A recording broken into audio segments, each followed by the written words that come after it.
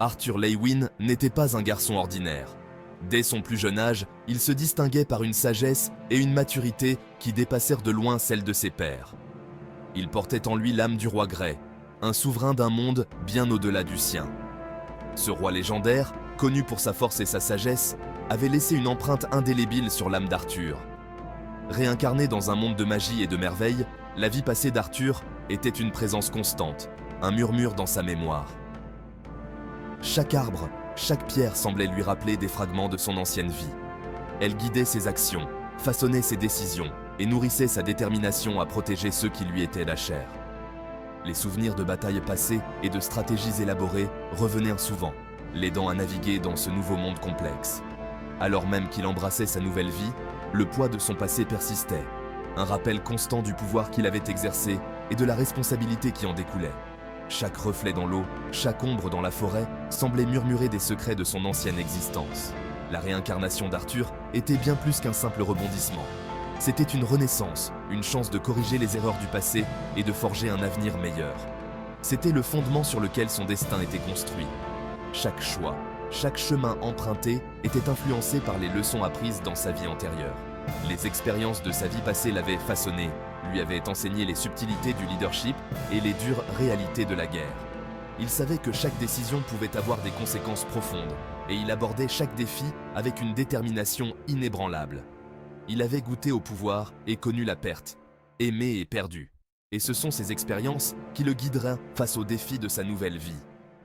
Les souvenirs de ceux qu'il avait aimés et perdus étaient gravés dans son cœur, lui rappelant constamment ce pourquoi il se battait.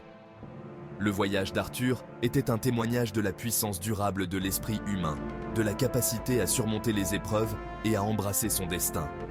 Chaque pas qu'il faisait, chaque obstacle qu'il surmontait, renforçait sa résolution et son engagement envers son nouveau monde.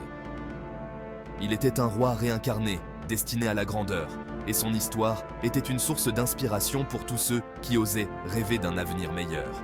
Son parcours, marqué par des défis et des triomphes, montrait que même les âmes les plus anciennes pouvaient trouver un nouveau but et une nouvelle direction. La découverte de l'épave a semé le trouble parmi la foule rassemblée. Les murmures se propageaient comme une traînée de poudre, chacun se demandant ce que cela signifiait pour leur avenir. C'était un rappel brutal de la menace omniprésente qui planait sur leur monde. Les nuages sombres au-dessus de la ville semblaient refléter l'inquiétude croissante des habitants, qui se demandaient si la paix fragile qu'ils avaient connue était sur le point de s'effondrer. La réunion du conseil a été convoquée avec une urgence qui en disait long sur la gravité de la situation. Les membres du conseil se précipitaient dans la grande salle, leurs visages marqués par la tension et l'incertitude. La découverte n'était pas simplement un naufrage, c'était un présage, un signe avant-coureur de conflit et un rappel brutal de la fragilité de la paix. Les débris éparpillés sur la plage racontaient une histoire de destruction et de danger imminent. Alors que les membres du conseil se réunissaient, leurs visages étaient démarqués d'inquiétude, leurs voix étaient des murmures feutrés qui trahissèrent leur malaise croissant. Chacun savait que les décisions prises aujourd'hui pourraient changer le cours de leur histoire. La découverte du navire n'était pas un incident isolé. C'était une pièce d'un puzzle plus vaste, un puzzle qui laissait entrevoir un ennemi sombre et dangereux, tapi dans l'ombre. Les fragments du navire semblaient murmurer des secrets oubliés, des avertissements d'un avenir incertain. L'atmosphère dans la salle était lourde d'anticipation, un sentiment de mauvais augure planait comme un épais brouillard. Les membres du conseil savaient que chaque mot prononcé, chaque décision prise pourrait avoir des répercussions profondes. La découverte du navire était un tournant, un catalyseur qui allait déclencher une chaîne d'événements qui mettrait à l'épreuve la solidité de leurs alliances et les pousserait au bord de la guerre. Les regards déterminés autour de la table montraient que, malgré la peur, ils étaient prêts à faire face à ce qui les attendait. L'avenir était incertain, le chemin à parcourir semé d'embûches, mais une chose était claire, le temps de la complaisance était révolu. Les guerriers se préparèrent pour la bataille, conscients que chaque pas les rapprochait d'un destin inconnu. Leur cœur battait à l'unisson, prêts à affronter les ténèbres qui se profilaient à l'horizon. La réunion du conseil était une étude de contraste. Des figures puissantes, chacune portant le poids de son royaume respectif, s'affrontaient et coopéraient à parts égales. Virion, le chef stoïque mais bienveillant des elfes, s'est retrouvé en désaccord avec le représentant nain au tempérament de feu. Leur personnalité et leurs approches contrastées du leadership étaient de manifestes, créant une tension palpable dans la salle. Pourtant, malgré leurs différences, un sens partagé de la responsabilité les unissait. Ils étaient les protecteurs de leur peuple, les gardiens de la paix, et le poids de cette responsabilité était gravé sur leurs visages. Le destin de leur monde reposait sur leurs épaules, et il s'avère que les décisions qu'ils prenaient dans cette salle auraient des conséquences considérables. Arthur, bien que jeune, tenait bon au milieu de ses dirigeants chevronnés. L'expérience de sa vie passée lui donnait une perspective unique, lui permettant de naviguer dans le réseau complexe d'alliances et de rivalités avec une maturité surprenante. Section 4. Le spectre du doute, le combat intérieur d'Arthur. Malgré son assurance extérieure, Arthur luttait contre le doute. Chaque jour, il se réveillait avec une lourdeur dans le cœur, une incertitude qui ne le quittait jamais vraiment. Les souvenirs de sa vie passée, bien qu'étant une source de force, lui rappelaient aussi cruellement le potentiel de destruction et les conséquences dévastatrices d'une ambition démesurée. Il se souvenait des cris, des larmes et des visages de ceux qu'il n'avait pas pu sauver.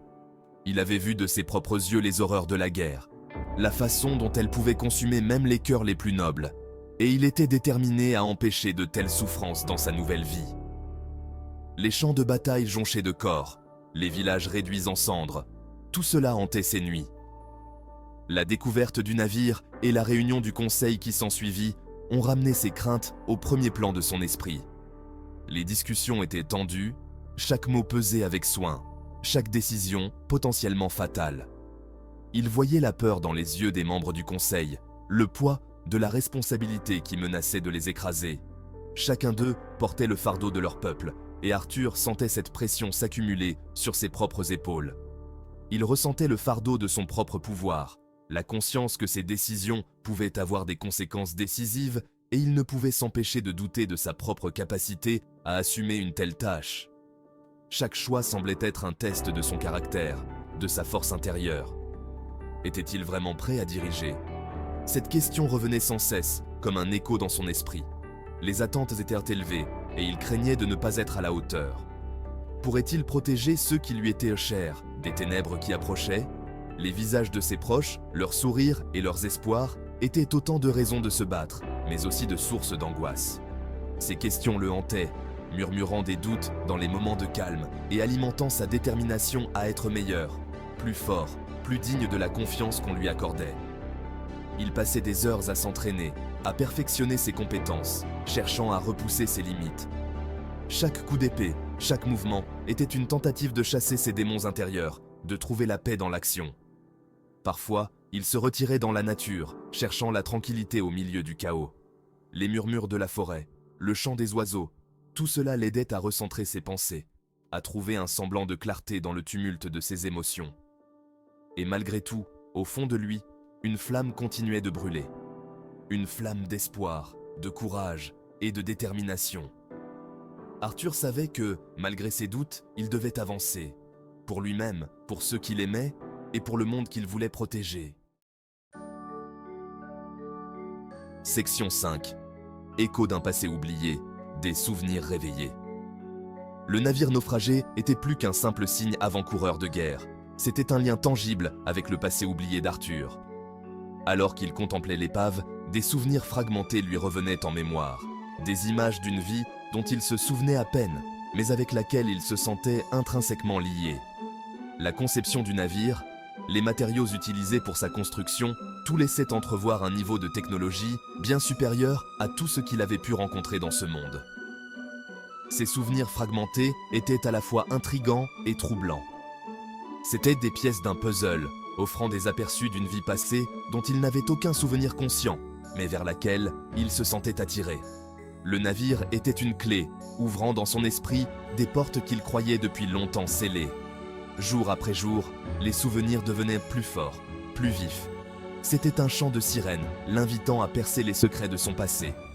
Mais chaque réponse apportait son lot de nouvelles questions, approfondissant le mystère et attisant son désir de découvrir la vérité sur ses origines.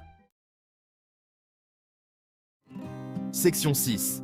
La dualité du pouvoir. Le fardeau de Virion. Virion, l'elfe aîné, incarnait la dualité du leadership. Son attitude calme et ses paroles mesurées cachèrent une détermination farouche à protéger son peuple. Il comprenait le véritable coût de la paix, les sacrifices à consentir et le fardeau du pouvoir. Il portait le poids de ses responsabilités avec grâce et stoïcisme, mais même lui ne pouvait cacher complètement le prix à payer. Arthur observait Virion attentivement, apprenant de l'exemple du chef chevronné. Il voyait la façon dont Virion naviguait dans la complexité des réunions du conseil, sa capacité à rester calme et serein face à l'adversité et son engagement indéfectible envers son peuple. C'étaient là des qualités qu'Arthur admirait, des qualités qu'il savait devoir cultiver s'il voulait devenir le leader qu'il était destiné à être. Le leadership de Virion s'étendait au-delà de la salle du conseil. Il était un symbole d'espoir pour son peuple, un phare dans la tempête. Il comprenait l'importance d'être proche de ceux qu'il dirigeait, de les inspirer par sa vision et de les rassurer par sa présence.